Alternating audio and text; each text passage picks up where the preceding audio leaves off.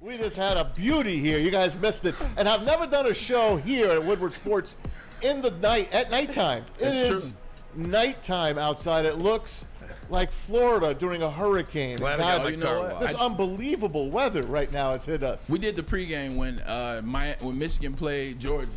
So that's the only time I've ever seen it at nighttime here was at Michigan. I've never seen weather like this hit us that quick. So I'm going to blame the weather on us not being able to see our good friend John U. Bacon, but I think we have him on the bat phone. We bring him up, our good friend and New York Times bestseller, Michigan Insider, our friend John U. Bacon. John, are you still with us, my friend?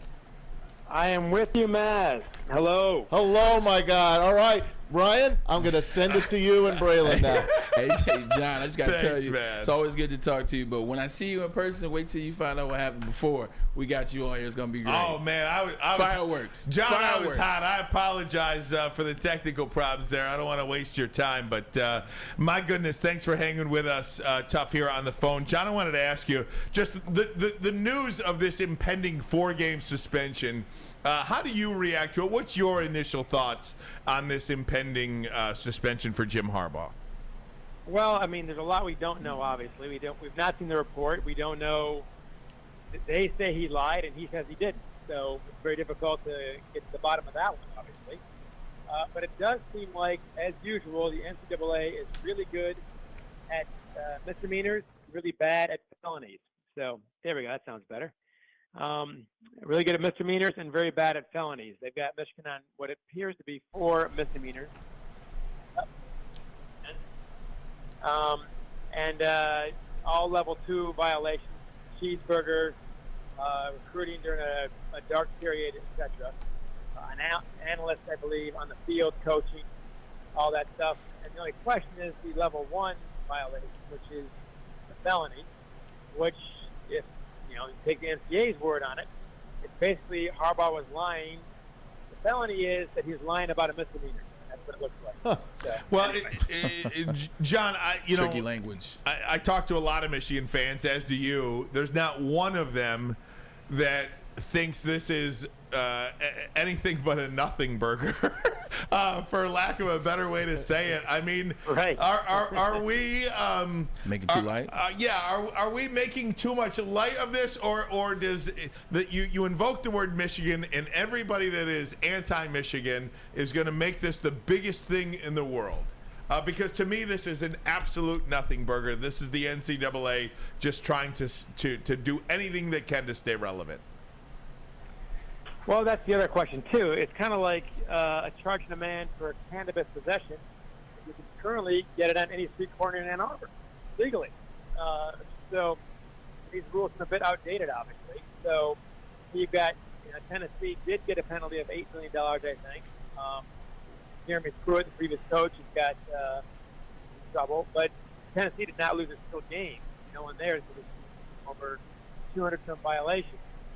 Now, Michigan head coach Jim Harbaugh and perhaps Sharon Moore and Grant Dustin will also miss 1 game each. So, I mean, honestly, when the Texas A&M athletic director, Bjork, basically tells the NCAA to go take a hike, and the NCAA listens, how much pull do they have left? It's like Exactly. The last chance to be relevant. And I would say that we're at Michigan State or Western Michigan or anything else. It strikes me. Again, I don't know all the details. Sure. So let's wait on that. Just going with what we know. The whole thing just seems pretty doggone silly. That's for sure. And the NCAA, I mean, there's a president there, Charlie Baker. He's been almost as invisible as Mark Emmert was. So there's no leadership there at all. It's hard to get the NCAA too seriously at this point. John, first of all, I totally agree with you. Secondly, if Sharon Moore also has a suspension, is it Mike Hart? Who do you think would be the game day head coach for Michigan? There's not a lot of head coaching experience on the actual coaching roster. That is completely right, and basically none. So good question on that one. I would say it would be more, were it not for his 1 game suspension. So I would pick up more games 2, 3, 4 on this. in one, either Mike Hart, possibly Jay Harbaugh, but I've got no indication there. Hey, John Eubank, what's going on? Long time no talk. Here's my question. I mean, yeah, I believe it's a big nothing burger at the end of the day. I mean, were rules broken? Hey, according to him, he misremembered. It was a dead period. It was whatever else. It wasn't that big of a deal. But my question is bigger than that. When you start to compile all the things that's going on in Michigan, not on the field, but off the field, and the bunch of nothing burgers, but those nothing burgers start adding up, whether it's Matt Weiss, whether it's the tunnel, how you handle that, whether it's Mozzie Smith, whether it's now the dead period, like there's a lot of things that have come up. Is somebody at some point going to have to take the blame for that? Is at some point we're looking at Harbaugh and we're looking at Ward Manuel putting them against each other? Because I find it very interesting that they hired Santa Ona.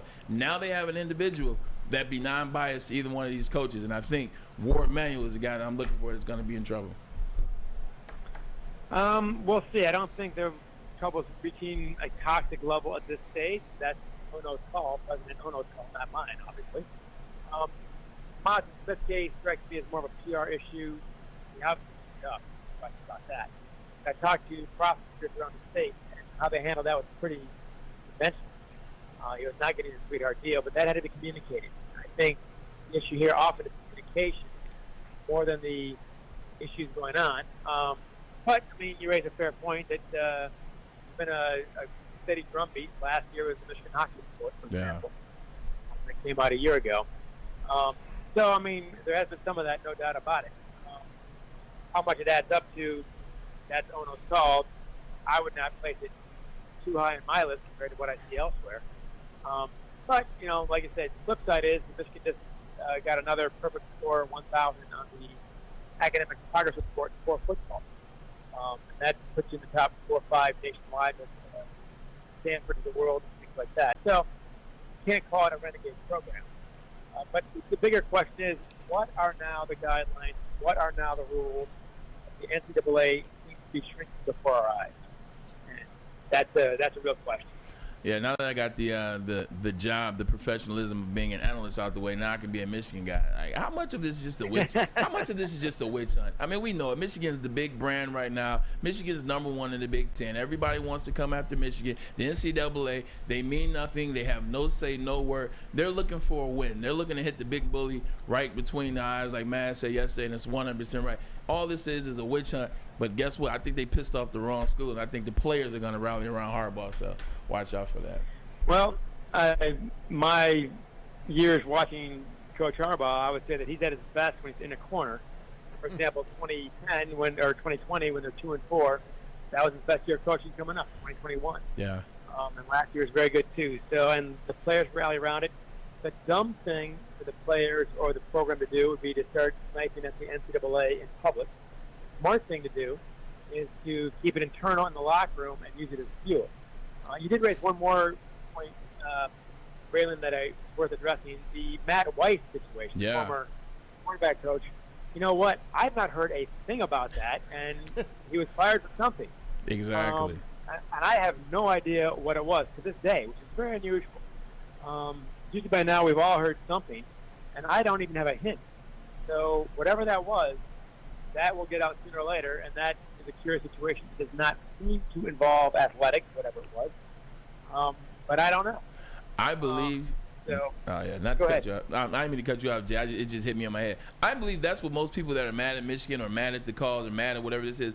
Most people that are mad at Michigan are mad at that we don't know what happened with the Matt Weiss situation. I think that's what I don't even know what happened with the Matt Weiss situation, and I think that's what a lot of people around are pissed off about, whether it's Michigan State or whether it's people that just don't like what's going on in Michigan as it relates to NCAA. It's that Matt Weiss situation is a complete what's going on. Yeah, well, until that comes out, I mean, but again, it's very unusual, Braylon. I think you'd agree that this is 6-7 months later, and I don't have the slightest clue. And I don't know anybody who does, which is even rarer. So, don't forget about Shimmy. We'll see what happens there.